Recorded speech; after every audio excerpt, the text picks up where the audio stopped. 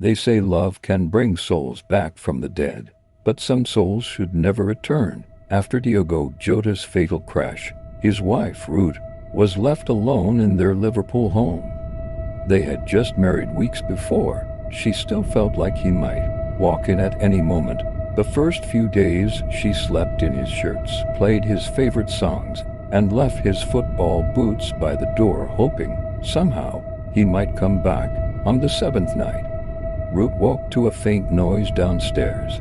It sounded like boots scraping slowly across the tile floor. She checked the clock. 3:13 a.m. Her heart pounded. She thought it might be her imagination. Then she heard it again, the distinct, heavy sound of football studs on the floor. She crept to the staircase. In the darkness below, she saw the faint outline of someone standing by the door. He was wearing a Liverpool jersey. "Number 20, Diogo," she whispered.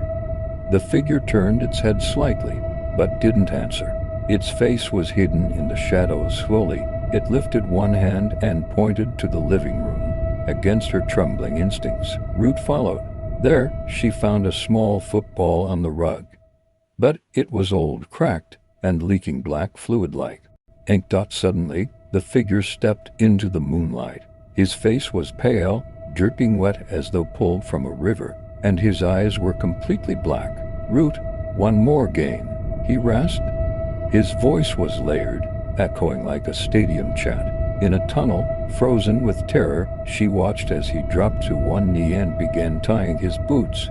The air around him grew colder. Her breath turned into mist. Then he looked up at her, and in a sudden, jerky movement, stood inches away, his black eyes locked onto hers. She stumbled back, but he stepped forward, impossibly fast. He grabbed her hands, placed the cracked football into her palms, and whispered, "Play with me, or I'll play alone forever." She tried to scream, but her voice was gone. Tears streamed down her face as she looked into those endless, black eyes. Then, he vanished. When the sun rose, neighbors saw Rute standing barefoot in her garden, wearing Diogo's jersey. Her eyes were blank and distant. In her hands, she clutched the cracked black football, muttering, "One more game, just one more game."